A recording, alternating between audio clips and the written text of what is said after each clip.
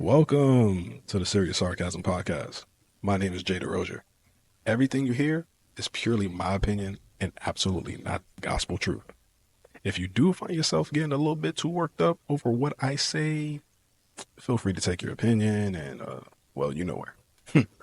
Now that we got that straightened out, sit back, relax, and you might want to get yourself some popcorn because it's going to be a long one. Enjoy the show, y'all.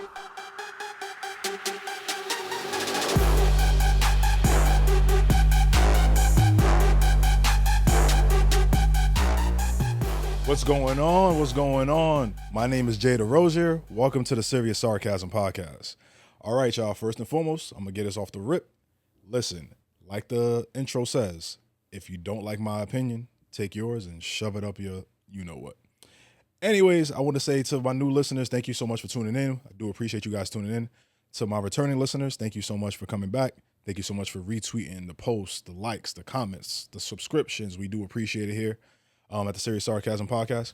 I also want to give a quick shout out to the voice in the sky, the voice of God, more or less, Mr. Phil, the podcast doctor, also the producer of this podcast. Welcome. You're going to hear him, of course. For those who kept asking who's the guy talking in the background every time I post a video or post a short, it's Phil. You should just gaslight them like, there's nobody talking. I low-key wanted to do that. I ain't gonna lie to you. I low-key wanted to be like, ain't nobody talking. What you talking about? Who? Like, you're hearing things. You're hearing. Like, no, you responded to him. I'm like, who's him? What are you talking about? You talking about? There's no physical entity there. That's so funny. But thank you guys so much for joining us, man. Thank you coming back to another episode of the pod. We're gonna start it off like we always do. We talk about 4 topics, and then the final topic, which is the 5th topic, is the segment called the Bro What You Want segment, which I usually just kick somebody's back in, whoever did something stupid or a dumb criminal or just somebody, usually somebody from Florida, because every week you know we got a crazy Florida man story. Gotta represent. Yep, got to represent. So this first topic probably should have been Bro What You Want, but we got a better Bro What You Want later on in the show. But I'm going to talk about none other than Miss Valentina Gomez. If you don't know who Miss Valentina Gomez is, she's pictures on the screen. She's I believe, 25 or 26-year-old Cuban American.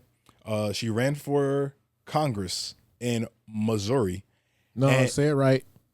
Missouri. There you go. But she lost her primary election. If you guys don't know what primary election is, usually if you're running for Congress, whether it be a Republican, independent, or even a Democrat, you have to run through a primary. So basically you're running against other people in your own political party. For example, if I'm running as an independent, if there's 4 independents running, we're all going to run so we can be the main independent on the ticket when the election comes around in November, because then I can run as the main independent for my party, and then I run against the Democrat or the Republican in the other 2 parties. Now, the reason why I bring up Valentina Gomez, if you don't know who Valentina Gomez is, I'm going to kick her back in a little bit to start this show. Listen, first and foremost, Ms. Valentina Gomez has some of the craziest tweets I ever heard in my life, or ever read in my life, I should say. She has tweets about basically calling people faggots, the F word.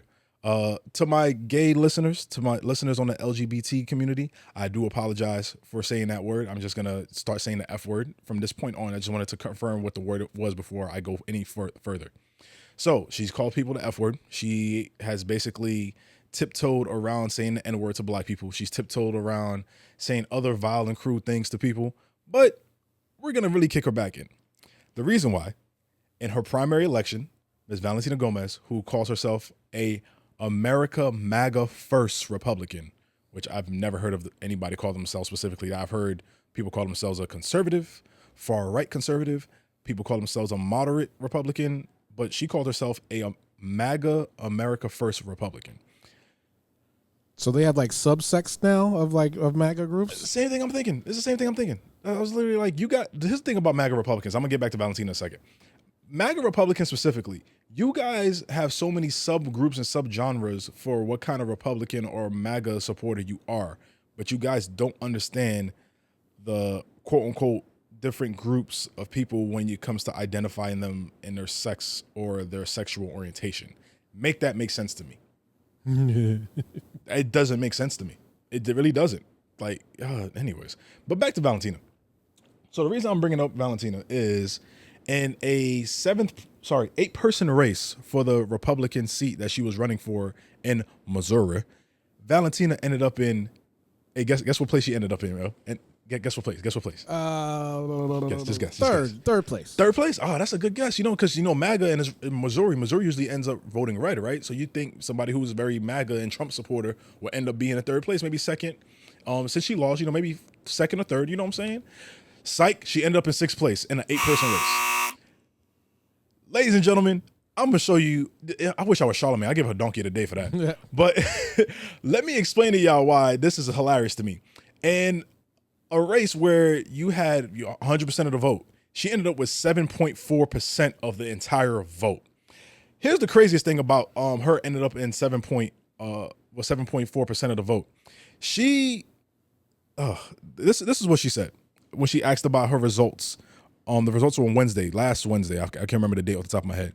But she said, and I quote, "I made history in the name of Jesus Christ." Valentina, I am a young man who grew up in a Catholic household, but I consider myself a Christian now. I grew up, I did the 7 commandments, confirmation, baptism, communion, all that good stuff. And I'm going to say, I'm not going to speak for God when I say this, or Jesus when I say this. You got to be the dumbest motherfucker on earth. Like, the dumbest. Judas was a dumbass motherfucker, but you a different level of dumbass. Like, you just stupid. Valentina, the other reason I want to kick you back in is you call yourself, you say that God transformed you into being the most feared woman most feared, respected, and loved woman in American politics. Baby girl, you're not even in politics because you didn't win your seat. That's like me saying to people like, yo, I'm a professional basketball player and I'm sitting courtside at NBA games rather than even getting a tryout for an NBA team. Matter of fact, I'll take that back. That's like me saying like, yo, I played high school football and I rode the bench the entire 4 years I was in high school. You're not even in the game, baby girl. Like, how you gonna hate from outside of the club? You can't even get in. Literally, you can't get in. You ended up in 6th place. All that hate speech that you were throwing out. Matter of fact, Phil, can you put the picture of her burning the LGBTQ books real quick on the screen? You went viral for burning these books and saying to people like, don't be weak or be an F word. You need to toughen up. And you burned those books at the same time. And you still lost. You deserve it. You deserve it. Everything that comes to you, you deserve it. You are... I'm not even going to go too much farther into you because I can't waste any more breath on somebody like you. But it bothers me that somebody who came from two parents who fled Cuba to come to America because of the BS that was going on in that country. And I'm not saying Cubans are BS people. I'm saying what was going on in that country at the time your family fled the country is BS because of the human rights violations and everything else that was going on in that country. And you come to this country as an immigrant, as a first-generation American immigrant. Cuban American immigrant, and you still spew the same nonsense rhetoric that was going on in your family's country, your family's home country. And guess what? It got you nowhere. Just like those people who were spewing that crap in Cuba, it got them nowhere. Valentina, I want you to be a prime example of what not to do to get things done in the world. You don't have to spew hate and garbage to get things done in the world. And I'm not saying you got to be Nelson Mandela or Barack Obama to get things done. And granted, those are 2 black men I just mentioned. But you don't have to be, that type of person to get things done in the world. But what you're doing, I didn't see it not work.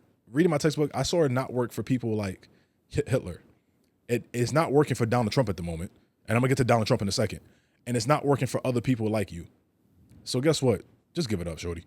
You deserve to just walk away freely. And, you know what the worst part is, Phil? What? She was a very successful person before this. She was a Division I athlete. I think she was a swimmer, if I'm not mistaken. She's a very beautiful woman. I'm not going to take that away from her. But as you can tell with her, beauty's only skin deep. She graduated, a great university. Like, she's really talented and a talented mind, but she decided to take the easy way out to become successful in politics, and she failed. So, Valentina, you deserve it. Take your L, and there's your back kicking for you. Before I transition to this next topic, I had something I want to get off my chest. Phil, can you please make this next thing I'm about to say into a TikTok short? Okay. Because this is gonna go viral. Yo. Oh, let me sit up for this one. Yo, to you people out there that shop in retail stores, whether it be Target, Nike, Walmart, and your item doesn't scan or have a price on it, to you idiots that go up to the register and go like, hey, this doesn't have a price on it, and it's not scanning. It must be free, right? Shut your bitch ass up. I can't stand you motherfuckers. I hope you motherfuckers fall on the concrete walking outside after you bought whatever you bought at the store and bust your fucking bottom lip. I hate you people. I hate you people. I genuinely hate you people. Oh, this is not scanning. It must be free, right? Shut your bitch ass up.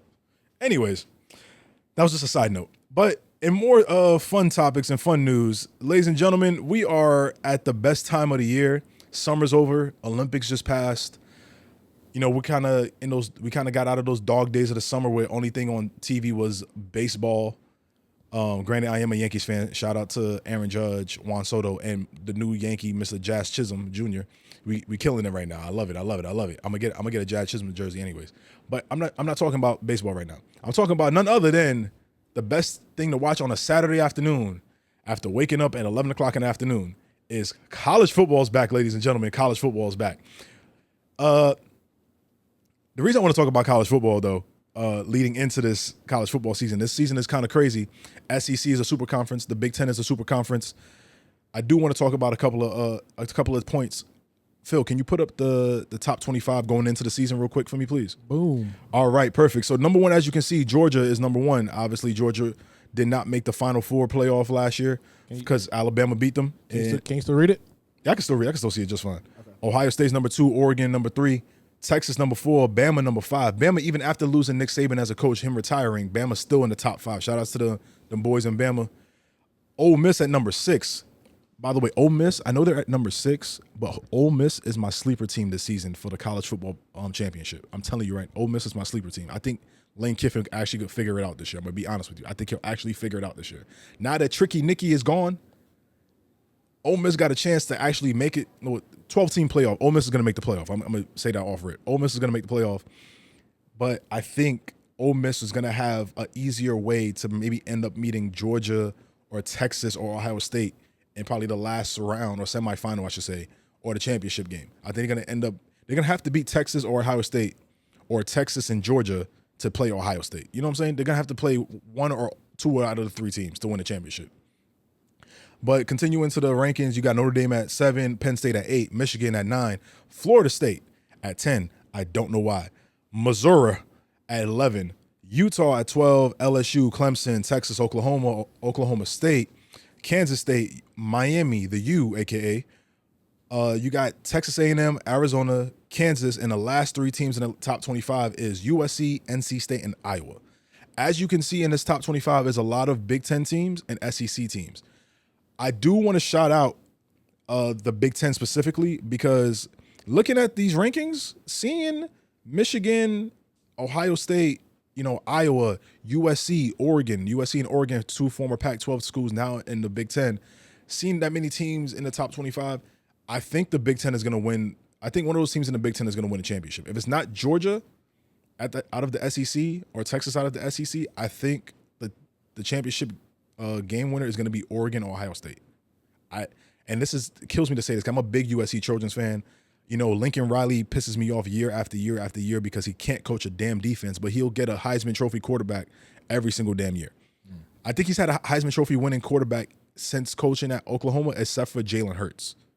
And it's not like that year Jalen Hurts played at Oklahoma, he wasn't a finalist or even in the top 6 of the votes because Jalen Hurts played damn well. And as you can tell, every quarterback that's played for Lincoln Riley has had some type of success in the NFL, whether it be Caleb. Well, Caleb is going into his rookie season.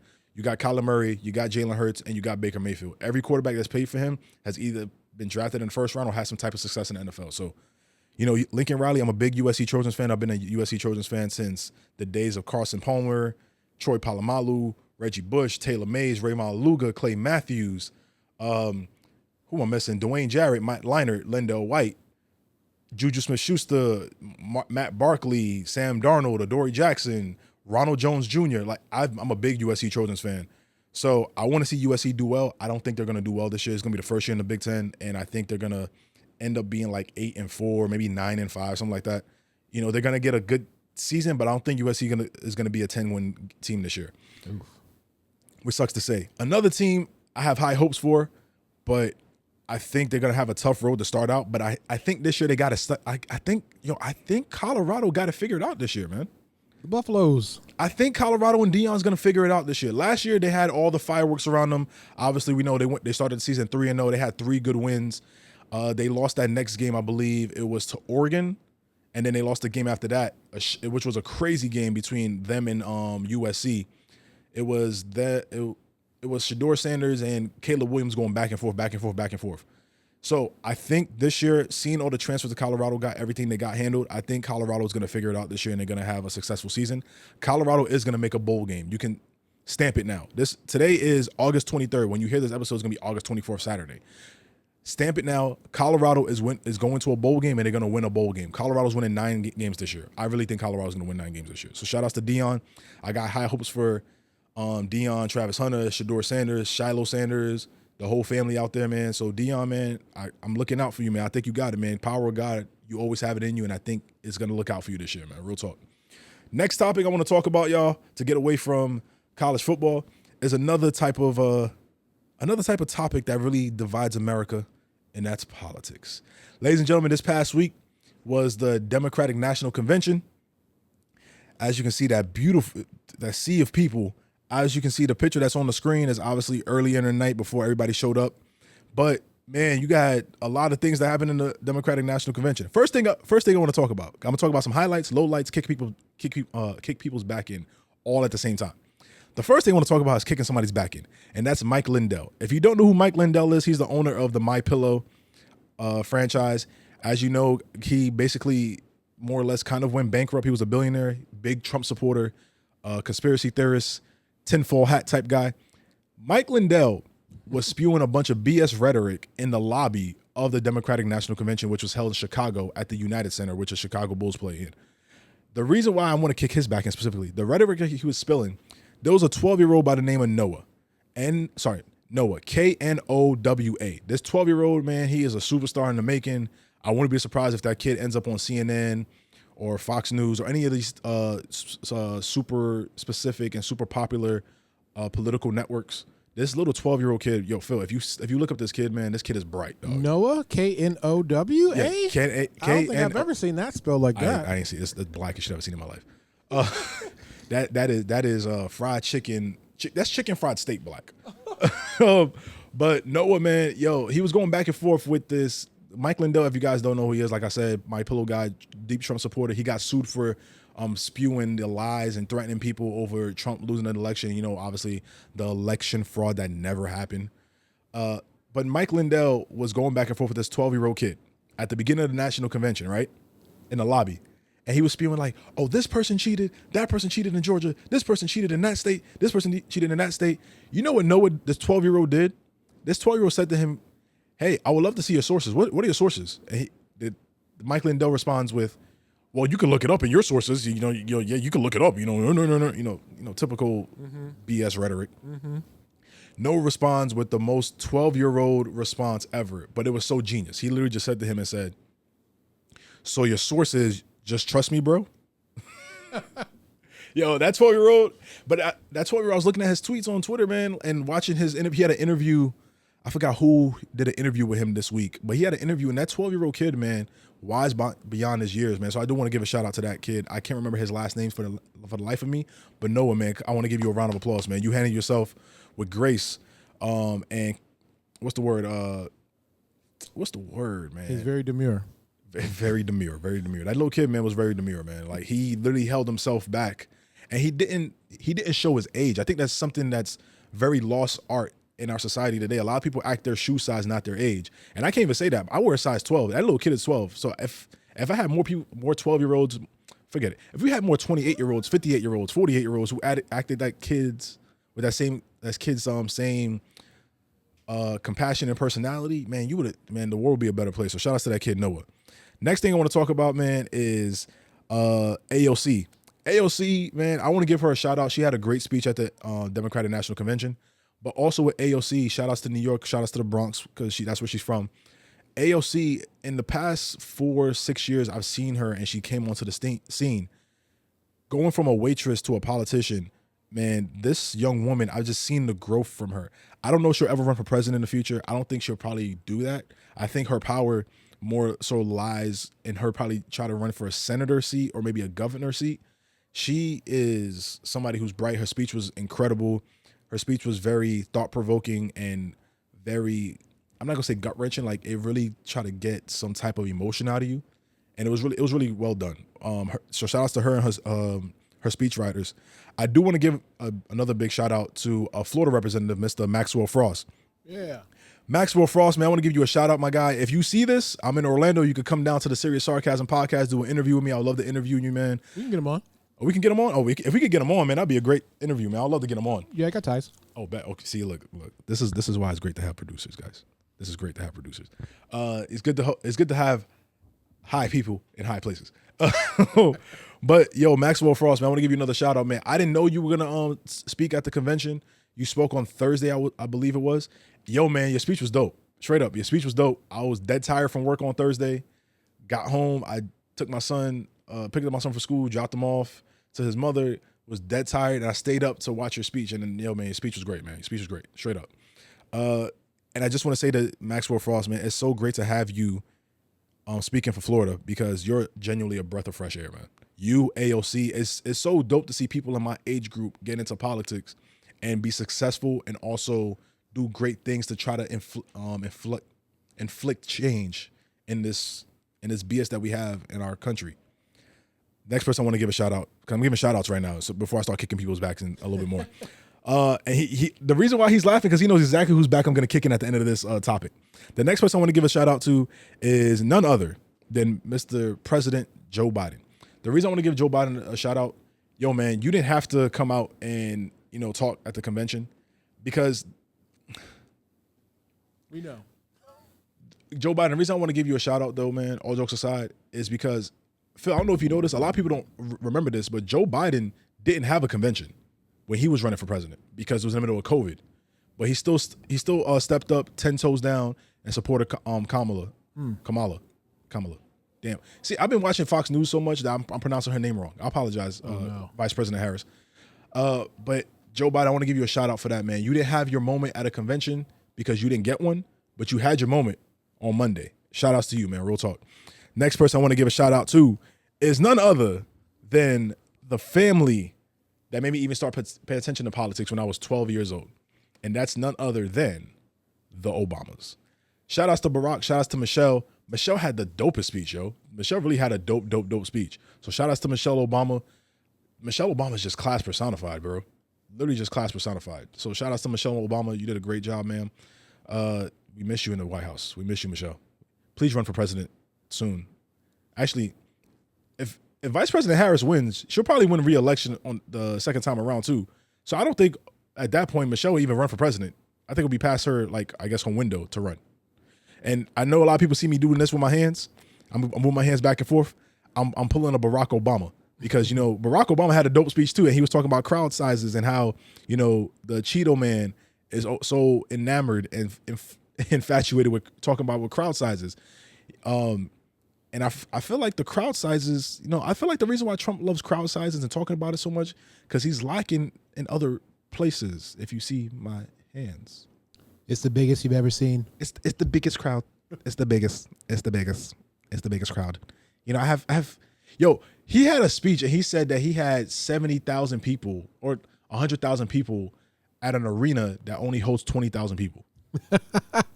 That makes no sense. My math is perfect. My math is good. My math is perfect.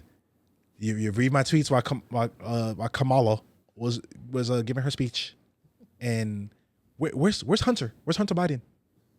Where's Hunter Biden?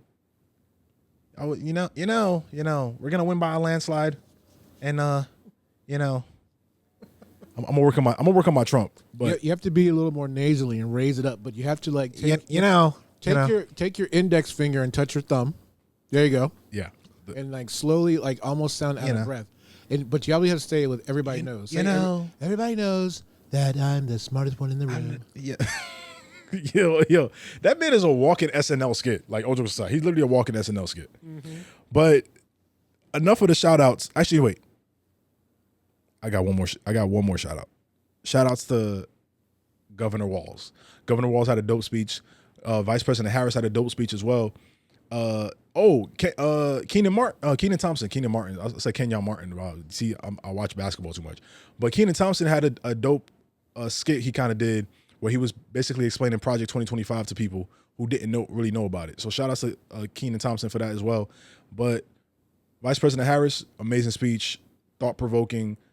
I saw the picture of like somebody painted of you and a little girl that was basically looking up to you, and I thought that was dope, man. That's dope.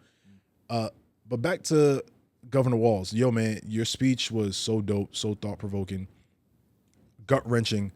I want to give a shout-out to your son. When I found out your son is on the spectrum, I do, hold on, let me sit up a little bit so you guys can see my shirt.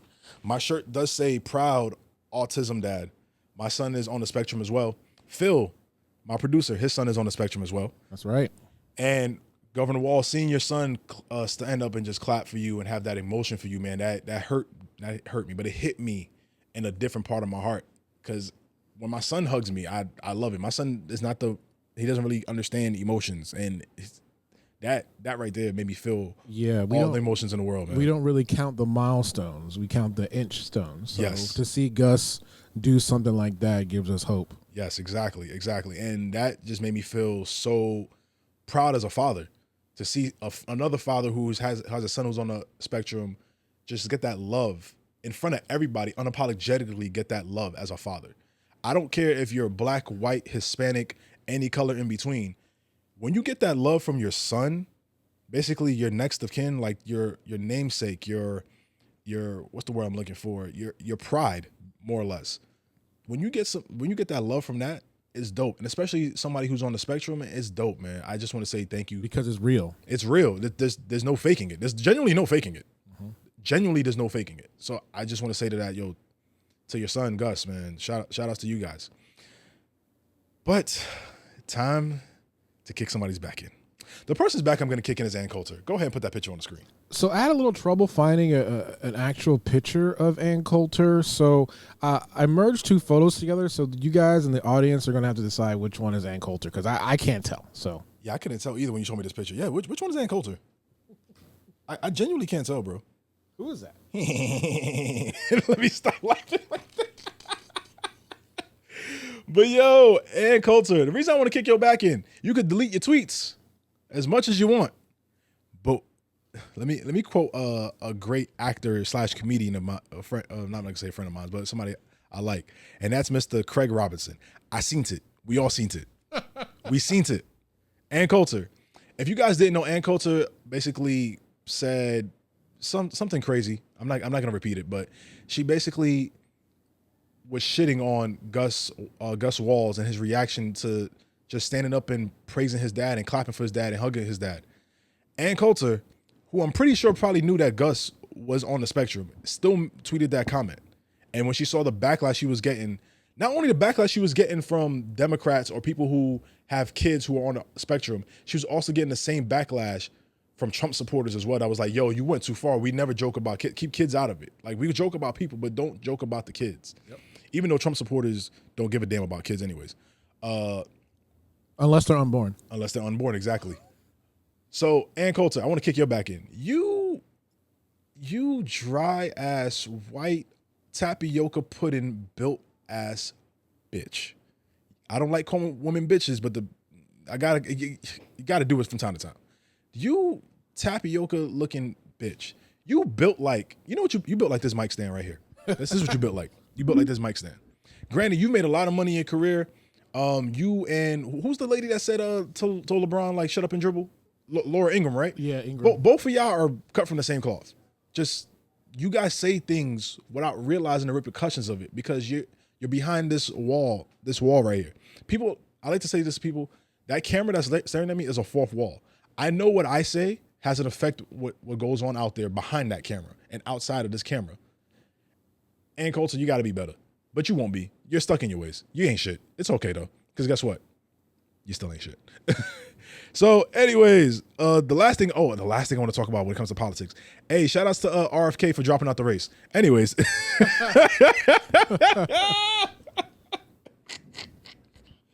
Also, to Trump, yo, man, for your lies and your speeches that make no sense, it's crazy to me how I think Trump has a great talent, actually. Trump is the best gaslighter I ever met in my life. I really think he's the best gaslighter of all time. Like, you'll have video proof and picture proof of him, like, doing something wrong. And he'll be like, well, no. Everybody knows I'm the most stand-up guy on earth. Mm-hmm. Everyone else knows this. But you'll have him in, like, 4K doing something stupid. Or you'll have him in 4K tweeting something stupid. The crazy thing is that he has his supporters brainwashed because it's always, oh, that was out of context. That's not what he really meant. Mm-hmm. Did you watch the whole video? It's always, there's never any accountability there. Exactly. Trump is the best athlete also I've ever met in my life. I'm going to explain why. Accountability be chasing him, but he outruns it every single time, bro. Trump is a better sprinter than Sha'Carri Richardson. I'll tell you that much. If I guarantee you right now, 2028 Olympics in LA, if I put Trump in the 200 meter with Sha'Carri Richardson and like Sharika Jackson from Jamaica, or even Noah Lyles from the US, and I put accountability chasing him down the track, I guarantee Trump outruns it. He probably run an 8-second 100 meter dash. I put money on it. I cash money on it. I put money on it, yo. Real talk. But anyways, on to some more serious topics that I'm going to be more sarcastic with, even though. Shout outs to Michael Rubin and the Breakfast Club and Meek Mill. If you guys don't know who Michael Rubin is the CEO and founder of Fanatics. If you don't know who Fanatics is the company that Fanatics owns Lids now, right? I believe so. Yeah, Fanatics owns Lids. Believe it or not, my first job I ever worked was at Lids, believe it or not. My first job ever, I worked at Lids, and then I quit Lids and started working for another company I'm not going to mention because I'm still trying to get tickets this season. I don't want to say anything crazy about them. We'll talk about them at a later date, the company I'm talking about. We'll talk about them at a later date when the NBA season comes around. But I used to work for Lids, but shout outs to Michael Rubin. Michael Rubin does a lot of great things in the community, but Michael Rubin slipped up this week, and he did a bad slip up. I'll explain why. Michael Rubin had a comment on the Breakfast Club. He was basically speaking about, he spoke about a multitude of things, and I think it was like a 40-minute interview. He spoke about a multitude of things, but he was specifically talking about Meek Mill. And this is what he said about Meek Mill. And when I read this quote, I'm going to end with end quote. But after I'm done reading this quote, I'm explaining to you why Michael Rubin was right, but he was also wrong. Let me read this quote. So in his interview with the Breakfast Club, Michael Rubin said, when I see a narrative of a really good friend of mine, like Meek, he's referring to Meek Mill, and people trying to, again, if he was gay, which there's not one gay bone in his body, who cares? Number one, he said. If people want to be gay, it's 2024. Who the fuck cares? Number two, there's not a gay bone in his body, so why do people want to lie about that? Why do people want to change the narrative of a bet he made with me to hurt him? Also, end quote, sorry. When Michael Rubin said that, he also was basically explaining that's a problem in our black community. And that's the hate on hate, or black on black hate, more or less. Michael Rubin, you're not wrong in your comments. Let me explain why Michael Rubin's not wrong, but I'm explaining to you guys why also he is wrong. This is one of those prime examples of right message, wrong messenger. Michael Rubin made a great point in saying that we have an issue in our black community with us hating on each other, which is true. There's no discussion. There's no ifs, ands, and buts about it. If you don't believe me, go on Twitter and see what black men tweet about Vice President Harris and how she's running for president. That's a prime example of black on black hate, because the way they talk about her has nothing to do with politics, has nothing to do with policy, has nothing to do with any of that stuff. And you'll see why what Michael Rubin said is true. If you don't believe me either, let's just rewind back a couple of months. We saw how us as a community, and when I mean a community, black community, and us as a culture, when I mean culture, I mean hip hop culture, spoke about Kendrick, Future, Drake, J. Cole in that 2-month span, how we shitted on J. Cole for dropping out of a beef, how we shitted on Drake because everyone thinks Drake is an alleged pedophile, how we shitted on Kendrick because Kendrick is an alleged DV abuser, right? Mm-hmm. It'll be DV abuser, right? If I'm correct. All right. We spoke about these things, and we just piled on and piled on and piled on and piled on and piled on to the point that whole beef, that whole saga got dead, and we just got over it, and we went to the next thing to hate on for the summer. Michael Rubin is not wrong in what he says, and when he says it's a crabs in a barrel mentality that we have in the black community that we need to tighten up on. Granted, there's no one-stop shop fix for all of it. And I don't know what to say to make it better, but I can only do better myself as a father, do better myself as a black man, do better myself as someone who's born from a Haitian immigrant. I see it in Haitian culture all the time, Haitian Americans. I see it all the time in Dominican culture. I see it all the time in Puerto Rican culture. It's not just black people that got this issue. There's other cultures around the world that have this issue. But black people, we amplify it so much, and the media amplifies it as well. I'm not going to give them a pass on this as well. But the reason why Michael Rubin was wrong in saying it, because he's the wrong person to say it. And I'm not saying it because he's white. Let me preface my next comments when I say this is that I'm not being anti-Semitic when I say these next words. And I mean that dead seriously. This is the serious part, not the sarcastic part. I mean this dead seriously. I'm not trying to be anti-Semitic. Jewish people, do your thing. You know what I'm saying? I know Jewish people, this, that, and the third. I grew up in Crown Heights, Brooklyn, New York, which is a neighborhood that is literally half black, Hispanic. The other half is Jewish. So,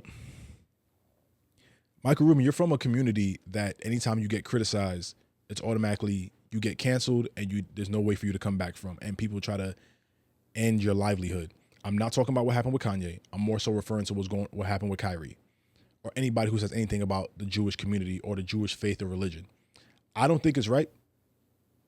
So I don't think it's fair for you to do that, but yet and still I can't criticize your community. Because if I were to criticize your community, this podcast will probably cease to exist tomorrow, to be utterly honest with you. They'll try their hardest to get me up out of here. Here's the other thing. I can't criticize your community because the second I criticize your community, if we made this topic a short on TikTok, it'll be taken down on TikTok. I made it on YouTube, it'll be taken off of YouTube. If I made it on YouTube, I'll probably get demonetized. If I made it on Twitter, I'll probably get blocked by Elon Musk. So I personally don't think you were the right person to say it. However, I do appreciate you apologizing. Whoever it was that caused you to, talk you off that cliff, more or less, for lack of a better term. I want to say shout out to that person, whoever that person may be. Michael Rubin, like I said, to the black community, Michael Rubin was not wrong in what he said. He just was the wrong person to say it. And it sucks to say that because let's be real. If LeBron James would have said it, we all would have been like, yo, LeBron's right. Jay-Z would have said it, we'd be like, oh, Jay-Z's right. Denzel Washington would have said it, oh, Denzel's right. If Oprah would have said it, we'd be like, Oprah's right. If Barack Obama said it, we'd have been like, oh, Barack is right. Nigga, you know what? Who gives a fuck about this? But if Ja Rule would have said it, we all would have said Ja Rule is right. Soulja Boy would have said, we would have said Soulja Boy is right. Michael Eric Dyson, Dr. Michael Eric Dyson would have said it. We all would have said he was right. But because it came out of Michael Rubin's mouth, not only he's a white man, he's also a Jewish man, we all got offended by it. And that's the problem that we have in society today. I'm gonna wrap this up with this one statement. People are so upset by the tone of something that's told to them rather than what's actually told to them. It's the reason why we get a lot of miscommunication, whether it be in relationships with male and female, male and male, female, female, whether it be your coworkers, romantic relationships, your coworker relationship, friendships, romantic relationships, family relationships. We always get mad about the tone of the statement rather than the statement itself and try to course correct so we can be better as people. And until then, which probably is never going to happen at this point in society, the way society's going, stuff like Michael Rubin is saying is going to affect not only the black community, but other communities around us as well. But anyways, now to a more funny topic. Ladies and gentlemen, 4 topics are over. Now it's time for number 5. And we're going to end the show with another weekly segment of Bro, What You On? Bro, what you on? Ladies and gentlemen, the Bro, What You On segment of this week comes from a man who decided to invade the police, right? But when he invaded the police, instead of like running, jumping over a fence, or like parking his car, he thought he was, what's the name of the dudes with the Confederate flag? Oh, the Dukes of Hazzard. Dukes of Hazzard. He thought he was the Dukes of Hazzard and tried to jump a 100-foot cliff in his car. Yes, a driver left the police on a 45-minute chase in New York, Long Island. Matter of fact, I'm from New York. Where the hell did he find a 100-foot cliff in New York City? Yeah, well, that's the thing about the story that made no sense to me, bro. Where he found a 100-foot cliff in New York City? Like, that made no sense. That's so true. But yeah, the driver led the police on a 45-minute chase in New York City's Long Island, drove off a 100-foot cliff in Long Island. Sorry, I shouldn't be laughing at this. The Monday car chase first started when police in South Hold, I believe it's called, which is on the east side of Long Island. Oh yeah, far east Long Island. They were responding to a domestic violence call. The driver reached speeds of up to 100 miles per hour, invading the police. When he basically, here's the thing though, he was driving almost 100 miles per hour at certain points in this chase, and he drove back and forth through Long Island. If anybody's never been to New York City before, or even the state of New York, Long Island's really not that big. It's really not. I live in Orlando. The Central Florida is bigger than Long Island. So that's to show you how long this chase was going on for 45 minutes, which is crazy. But he started headed towards Greenport, and he started heading towards the water. When he saw this water, this man did not stop. This man would have thought he was in GTA or something like that. I swear to God. Fast and Furious. I'm glad you mentioned Fast and Furious. I guarantee you halfway through that car chase, he started playing that Fast and Furious song. Halfway through the car chase, it was like dun dun dun dun dun dun dun dun dun. Oh yeah, fun fact, that Tokyo Drift Fast and Furious song, guess who produced it? Bow Wow. Nope. Who? Pharrell. Oh, I believe it. You know how I found out? How? So if you ever listen to Pharrell's beats since maybe 2010, all his beats start with the same 4 count. The dun dun dun. Dun. Oh, yep. Oh, you're right. Go back and listen to Happy. Dun dun dun dun dun. Oh it my might goodness. be crazy what I'm about to say. All that. Yeah, all that. But anyways, back to this dude. Let me get his name real quick, because I think I never got the man's name. Hold on, let me get his name I have real it quick. on the screen here. What's the man's name? I know the police chief was Flatley was the police chief that was speaking to the. Oh no, I don't have a name here. Yeah, there's no name on this, bro. But anyways, so he drove off a 100-foot cliff, and the cops fished him out the water. And the worst part was he landed he didn't even land in that deep of water. He drove off a 100-foot cliff and landed into about 3 to 5 feet of water. If you want to know how deep that is, if you ever stood into a regular residential pool and just stood up, I'm 5'11", 6 foot. I think I'm 5'11". I don't think I'm 6 foot, to be honest with you. But my license says 6 foot. All the dating apps say I'm 6'2". Yeah, on the dating apps I say I'm 6'6". And when they ask me oh, you're not 6'6", I'm like, well, if I stand on my wallet. I'm lying. If I stand on my hopes and dreams, I'm broke, baby. But nah, he landed in 3 to 5 feet of water. If you don't know how deep 3 to 5 feet is, fellas, that Latina girl DMs that you're sliding into, she's about that height. So, yo, I want to give that man the bro what you want award of the day.